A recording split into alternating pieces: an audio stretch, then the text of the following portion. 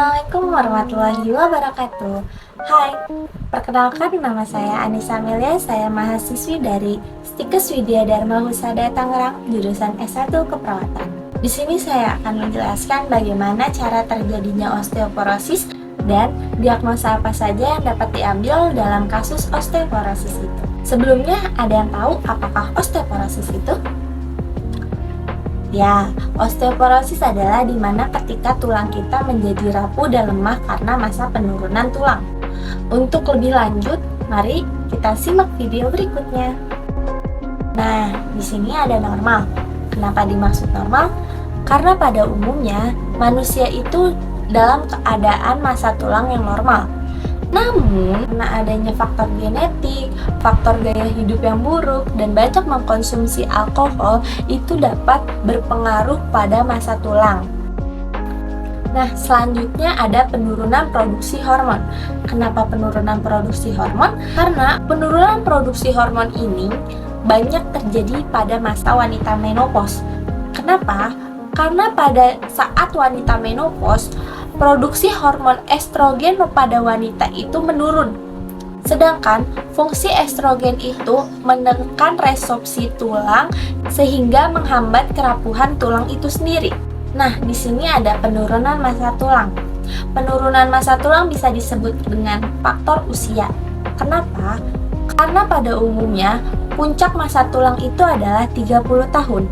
Setelah usia tersebut, tulang tetap berkembang. Namun, kehilangan massa tulang itu lebih banyak daripada yang didapatinya. Sehingga, pada usia 30 tahun ke atas, massa tulang itu sudah mulai menurun. Jadi, penurunan massa tulang ini bisa disebut dengan faktor usia. Nah, setelah ini ada di mana terjadinya osteoporosis. Nah, dari penjelasan di atas, osteoporosis itu terdapat tanda gejalanya. Contohnya seperti nyeri punggung. Dan ada juga tulang mudah patah karena kehilangan massa tulang itu sendiri yang tadi sudah dijelaskan di atas. Setelah osteoporosis dapat terjadi kifosis atau gibus. Kifosis atau gibus itu apa? Kifosis atau gibus itu bisa disebut dengan kelainan tulang, di mana tubuh kita mulai melengkung atau membungkuk. Jika sudah melengkung dan membungkuk seperti ini dapat mengambil diagnosa dari osteoporosis itu sendiri. Nah, sudah dari kifosis gibus, yang pertama ini pengaruh pada fisik. Di pengaruh fisik ini ada penurunan fungsi tubuh. Yang pertama itu pembatasan gerak. Karena tadi tulang kita membungkuk, jadi gerakan kita tuh jadi terbatas. Yang kedua, kemampuan memenuhi ADL-nya menurun. Kenapa kemampuan memenuhi ADL-nya menurun? Sebelumnya, ADL itu adalah activity of daily living, di mana itu seperti mandi, terus toileting, terus makan, itu harus dibantu. Nah, yang ketiga itu ada ileus atau obstruksi usus. Kenapa bisa ileus obstruksi usus? Karena obstruksi usus itu adanya terjadinya penyumbatan usus. Badan kita yang melengkung dan membungkuk itu dapat menyumbat usus yang ada di dalam perut kita. Lalu, jika terjadi ileus obstruksi usus ini sendiri, dapat mengangkat diagnosa konstipasi berhubungan dengan ileus.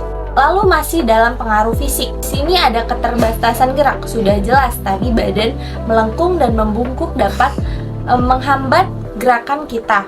Karena menghambat gerakan dapat mengangkat diagnosa imobilitas fisik. Dari imobilitas fisik ini dapat terjadi fraktur karena tadi tulang mudah patah.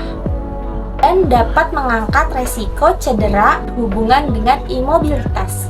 Lalu, dari imobilitas fisik ini juga ada spasme otot, di mana spasme otot itu sendiri artinya kejang otot. Dan dari spasme otot ini lalu ke reseptor nyeri, di mana tadi reseptor nyerinya adalah kejang otot atau fraktur itu sendiri.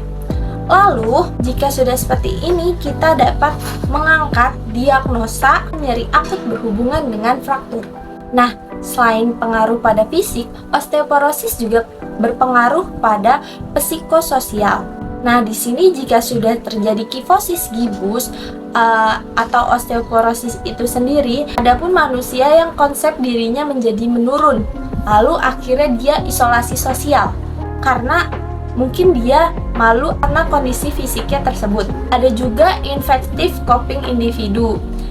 Sudah terjadi isolasi sosial, infective coping individu, dia udah menyendiri, dia jadi tidak tahu penyebab atau pengetahuan mengenai osteoporosis, dan kita dapat mengangkat diagnosa kurang pengetahuan berhubungan dengan proses osteoporosis. Nah, mungkin itu saja yang bisa saya sampaikan mengenai terjadinya osteoporosis dan diagnosa apa saja yang dapat diangkat dari osteoporosis itu sendiri. Jadi intinya, jika kita menjaga tulang kita dengan membanyak mengkonsumsi kalsium, berolahraga secara perlahan, itu dapat membantu meningkatkan pertumbuhan tulang kita menjadi lebih baik.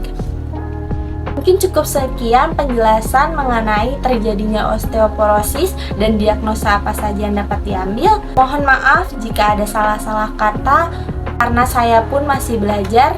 Billahi taufiq wal hidayah. Wassalamualaikum warahmatullahi wabarakatuh.